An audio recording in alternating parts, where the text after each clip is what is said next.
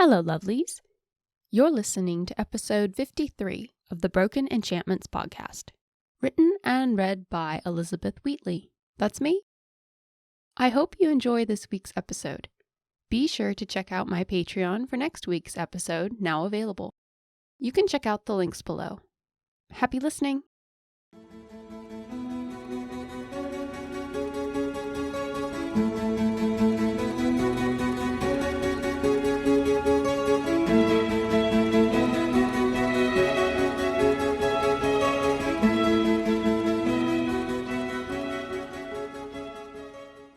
Strike.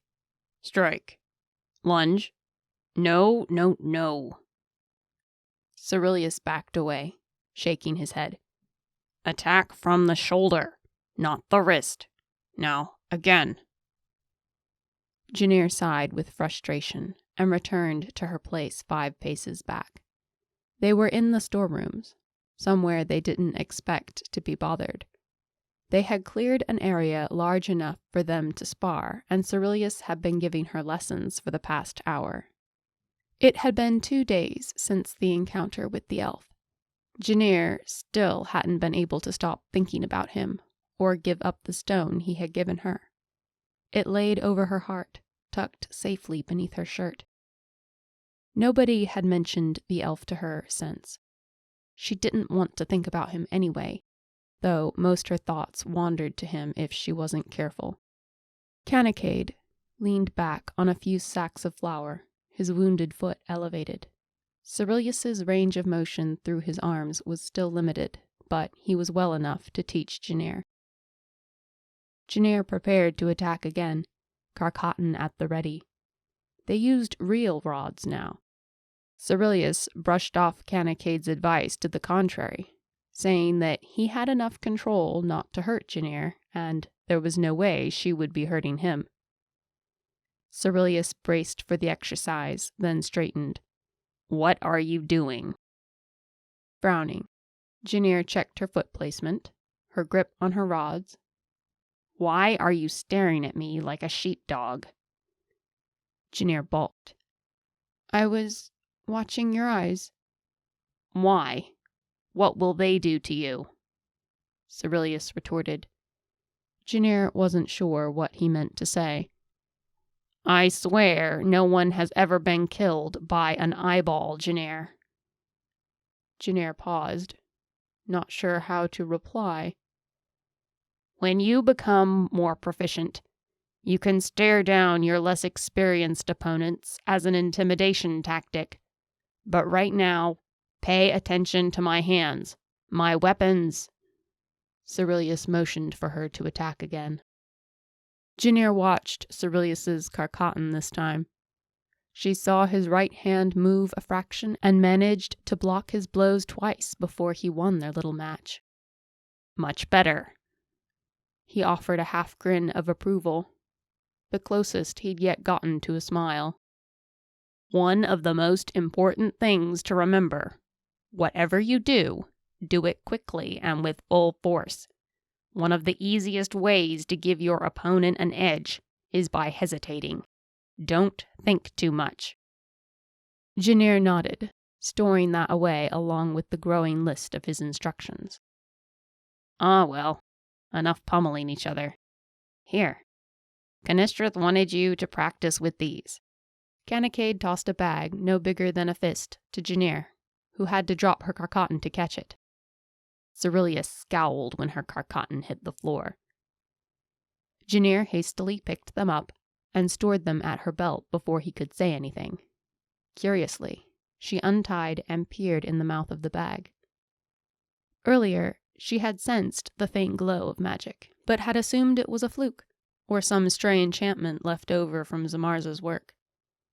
Inside the pouch were 2 glowing pebbles and 3 blobs of water the size of walnuts. The blobs of water simply floated inside the bag, not touching anything else. It was the same with the pebbles, though Janir began to wonder if they were pebbles at all. They more looked like swirling pieces of flame held behind some invisible boundary. Magic. She could feel the enchantment simmering inside them, faint and crackling. They weren't powerful enchantments, but they were sturdy, galvanized by layers of magic. They're called Jimbles. Kanakade nodded.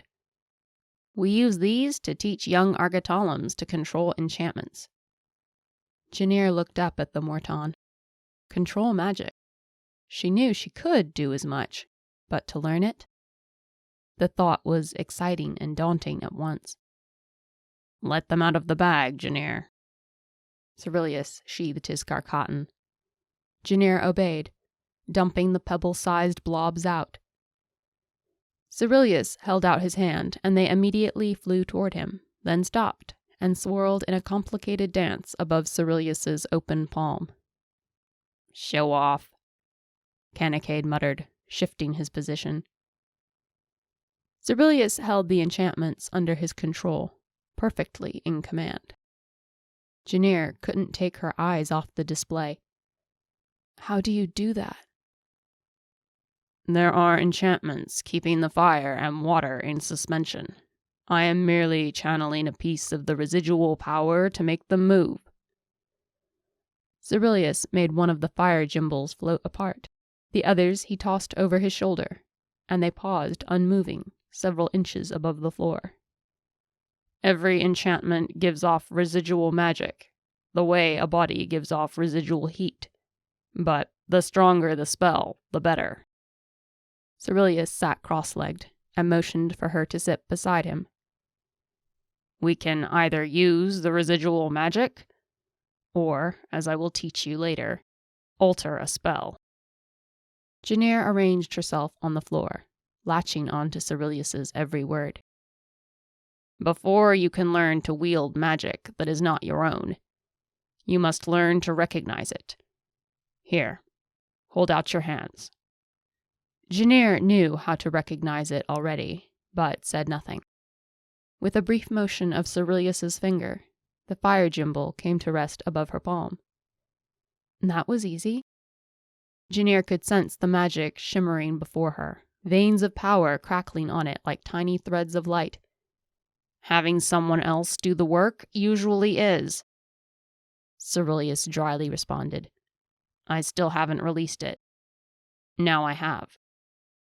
The small orb of light instantly dropped into Janir's hand and laid there, pulsing and swirling, and completely unaffected. Now, I want you to concentrate. Look at it, the tiny tongues of flame. Feel its weight on your skin, its texture. Let its existence alone occupy your mind. Janir focused on the pebble-sized orb. Its surface felt smooth, like a river stone. It even had a cold weight to it, the magic protecting her from the heat of the flames inside. The power along its surface tickled her skin the longer she held it, like the brush of feathers. Cerilius's voice became a calm background noise. There is nothing but it and you. Janir stared at its swirling lights. All those different shades of red, orange, and yellow flame, mingling and separating in an endless dance. It was almost hypnotic. Concentrate. Try to see the glow of the magic. Janir could already envision the magic's light. She reached out to it, instinctively, with something between the physical and imaginary. Something that uncoiled from her chest in unseen tendrils. She grasped at the light, and the Jimble twitched, only slightly, but she was sure it was there. Cerilius's eyes widened, and he opened his mouth to say something, but Janir kept pushing at the Jimble. There was a pop, and something stung her hand. Janir yelped. Without a ready fuel source, the tiny flames winked out and left behind a thin plume of gray smoke. Cerilius watched her suck on her burned palm with a blank expression. Wringing her hand, Janir hoped it wouldn't blister. That was hot. Fire usually is, Kanakade said dryly. Very good. Cerilius summoned the orbs from their place hovering over the ground. Janir glowered at him.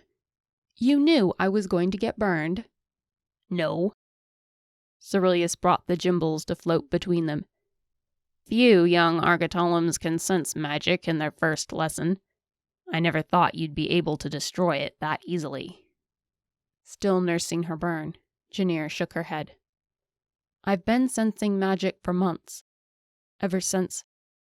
A sharp jolt shot through her skull, cutting off that thought as it did whenever she came too close to things that had happened before her abduction. A long time. Really? Cerilius surveyed her up and down. That's impressive. You must be exceptionally strong. Cerilius held up the little black bag and sent all the spelled orbs back inside. We'll move on to your next lesson, since these are all the Jimbles we have. Close your eyes. Once more, Janir obeyed. She heard Cerilius shuffling around and moving sacks of flour and walking back and forth. She wondered what in the name of automatons he was doing when he finally told her to open her eyes. Cerilius was standing in front of her with his arms crossed and without the little black bag. Now, I want you to find the Jimbles. Janir blinked at him with incredulity. That's it. A game of hide and seek. More or less. The catch is, I want you to stay where you are and find them with your powers. They're somewhere behind Canicade. Cerilius cocked one brow. Did you peek? No. Janir examined her reddened palm. It ached, but she didn't think it would blister. I told you I've been sensing magic for months. Canicade snorted.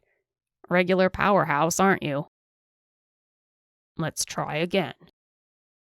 Cerilius gathered up the enchanted pieces and ordered her to close her eyes again. It took 4 more attempts, but the girl convinced Cerilius that she wasn't sneaking a glimpse when he hid the Jimbles. Finally, he tossed his arms in the air and announced they had nothing more they could study that day. But, for the first time since knowing him, he gave her a full smile. I'm impressed, he grinned. You're an incredible creature, my princess. Janir thought she might blush. Then why can't I manipulate magic if I'm so powerful? You're too strong. Cerilius scratched at the stubble of his beard. Think of it as a bear smoothing a butterfly's wings. You're too forceful and end up tearing what you meant to reshape. That's not a flattering metaphor, Janir muttered. Don't read into it. You're just exceptionally gifted, and you need to learn to hone that power. I'm sure you'll be able to, eventually. Janir exhaled, plucking dirt off her fur jerkin. So, you can sense the enchantments Zamarza put up around the chalice? That had been easy. All the time. From here, can you say what they do? Janir nodded her face, thinking. The magic is angry, fiery. It rages? I don't know. She caught a faint sound in the distance, too garbled for her to make it out. Then Cerilius was talking. Amazing. From here, I have no idea if that is correct, but that you can sense it at all. He cleared his throat. Very good. Canicade let off a low whistle. She might even be strong enough to purge a magic user. Janir glanced between her guards. Purge? Well, if you can't take the magic of an enchanter or seer or whatever, because you're so strong, then you might just destroy it. Purge. Her brows rose. You mean I could unmagic a gifted person? Canicade shrugged, looking to Cerilius. It's a possibility. Cerilius concurred. There are stories of Argotolums who could, but we aren't certain. There the sound was again. This time she was sure she recognized it. The distant shriek of a Carcatan. Saoven. It was faint, hardly noticeable. Amilla must have him locked up somewhere his screams wouldn't be easily heard, but they were still there. Janir turned from Cerilius and bit down a cry. There was nothing she could do to help. She had already tried and made things arguably worse. Amila had waited until now to let him regain some of his strength, but there was no way he was fully healed after just 2 days. He was wounded and they were torturing him. Ducking her head, she scrambled to her feet. "I'll see you at supper. I have to go." "Where are you going?" Canacade shouted. "Come back. You were doing so well." "Janir," Ceruleus called after her, but didn't follow as she leapt to her feet and ran back to the room she shared with Amila. She prayed none of the Argatolums she passed in the hall noticed she was blinking back tears. Locking the door of her room, she pressed her back to it and crumpled into a pile on the ground. Cold tears wetted her leggings as she hugged her knees to her chest. "Saoven," Janir whimpered.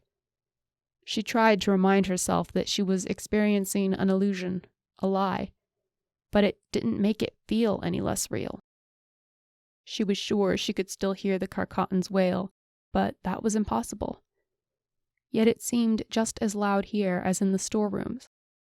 Janir buried her face in her arms and sobbed until her eyes burned and her throat was raw. You have been listening to Broken Enchantments, written and read by Elizabeth Wheatley. Don't forget to check out my Patreon for early access to episodes, bonus content, and lots of patrons-only freebies. You can learn more at elizabethwheatley.com. And don't forget to subscribe on your favorite podcast platform or YouTube. I'll see you next time.